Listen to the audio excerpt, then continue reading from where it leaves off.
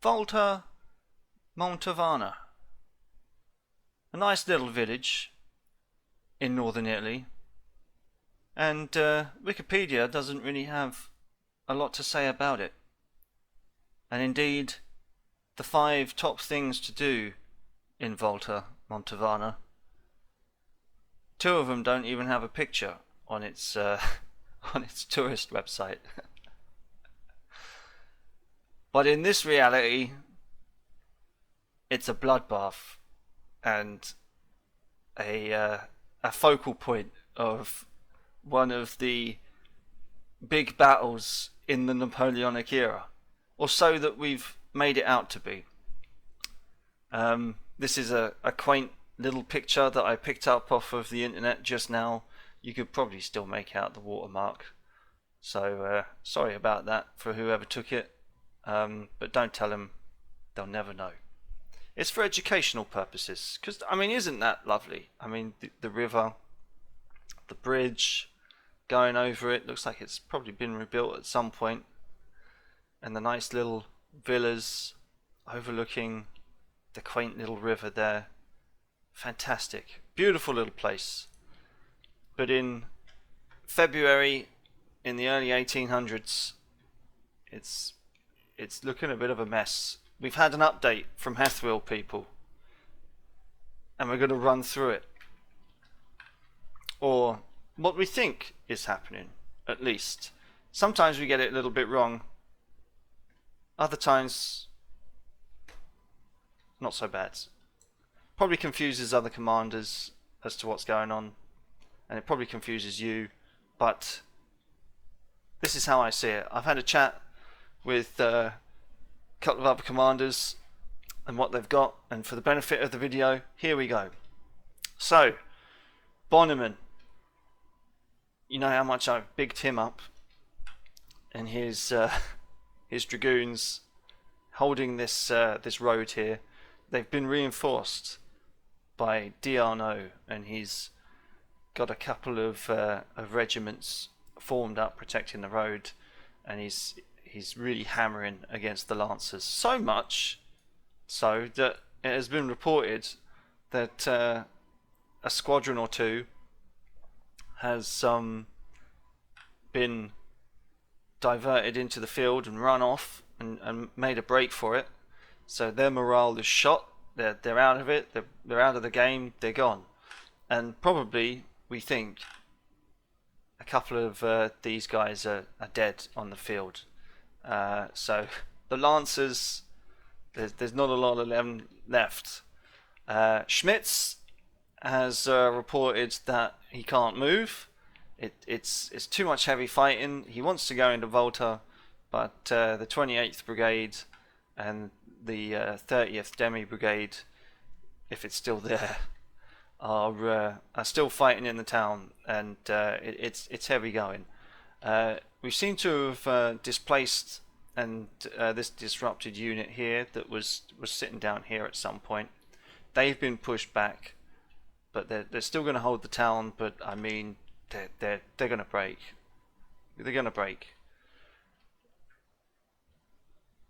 We found out that Forestier has in fact broken the line as he's pushed forward, and it is reported that we have split them, almost split them in 2. This is just an artist's impression, of course, but yeah, amazing that Forestier has, took his orders to plug the gap and push forward where he can, and he's broken that Austrian attack.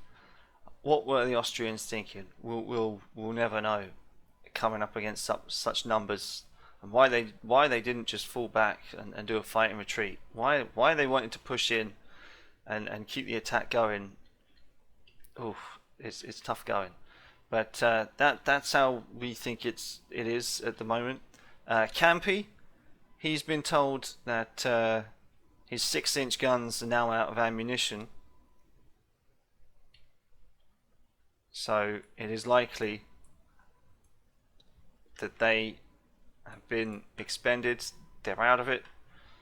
Some of the the line has moved forward, some of it's moved back, as the Austrian line buckles under the weight of what was happening there, which is good news. It looks like they're spent. We did say in the last video that Campy is probably down to his last legs as well. He's probably not going to be all that useful going forward. Although it is 3 o'clock, so he's probably got about another, by my estimates, we've probably got another 3.5 hours to go in this battle. But on this side of the river, it looks like it's coming down to the 11th hour for the Austrians to pull something out of the bag on this side of the river. And yeah, our cavalry charge with Perimont and Grenier, they ran forward. They were met with a bayonet and a scurrying of trying to hold them off, and the little kind of attack that we did, we thought it would hammer them and give them a bit of a disorganization or whatever, but they seem to have held their ground, unfortunately. So what we did is we pulled them back, and they're disorganized. The front two that went in, they're now disorganized. They're licking their wounds, but it appears that it did give Jenin here enough time to form up a right flank. We're not exactly sure of his positions, but he has got men to spare. They've been marching all day, unfortunately, but they're battle fresh. So we'll probably be looking to push Jenin in and attack on the right, as they seem to be a little bit shook up. They've taken their shock, and we're going to get them there. Although we have been also told that Stefanini over here has managed to make himself his way through the fields and set himself up on our flank here. We were told that they're disorganized. I don't know whether that was just a term, a phrase, or if we can say that they're disorganized on the board, but that's how I've taken it. And Deconchet is just getting into position now. Where he's going to set up his artillery, we don't know, but I mean, I guess we could probably maybe even put him on the side there. Just presume that it would give a nice little shot into that unit there. So when Deconchet gets his stuff together, I guess we're just going to have to push this right flank and push him into the river. We'll probably suffer a little bit of disorganization ourselves if we go into the fields, but if we hit them now, that right hook of an attack was folly, in my opinion, absolute folly. But by the time we get organized ourselves and get an attack in, maybe they can reorganize themselves and get a bit more shock back. Who knows? But Jenin and Deconchet getting into the fight, which is absolutely amazing. But as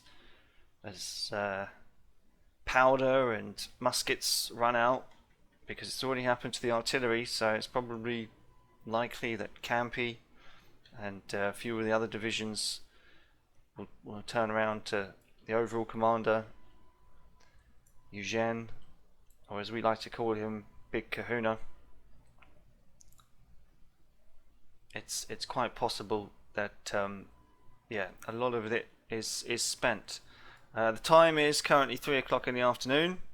We've had a little bit of a break halfway through due to personal commitments with everybody and everything. But it looks like we're back on track now, and we should finish this by the summer. That would be nice. And yeah, it's an amazing game. It's amazing little setup, and I mean this is how I see it. Could be ever so slightly different on the actual board, but yeah, I gotta say, I think it's all over. I think it's all over, folks. At least for these guys in the center, and people in Volta. And yeah, if we push this right flank up, it's just going to continue to be a bit of a bloodbath, unless they've got some troops coming in for support. Yeah, there's a chance that he could be maybe fortifying the bridge. I mean, I guess there's a good chance that the photo that we saw is maybe this bridge. Could be that one. Actually, no. Actually, it's Volta, isn't it? So it's probably it probably is. It's probably that little bridge there. That's pretty cool. But yeah, that's what's going on. We still haven't spoiled ourselves with the Italians. I might just ask permission from Hethwil to maybe speak to the Italian guy and see what's going on over there. I know there's much speculation, and I'm kind of eager to know now that the game is resumed.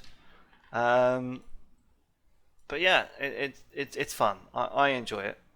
I really do, and I'm probably going to be setting up my own little Kriegspiel soon enough. Once I settle on a rule set, because I'm really starting to enjoy this hobby, and yeah, I gotta say it's really good. But that's enough from me. If you did like the video, give it a little thumbs up, and leave a comment. Tell us if we've done a good job or not. Show your support for the French side, and pray for the Italians on the other side of the river. See you later, folks. Ciao for now.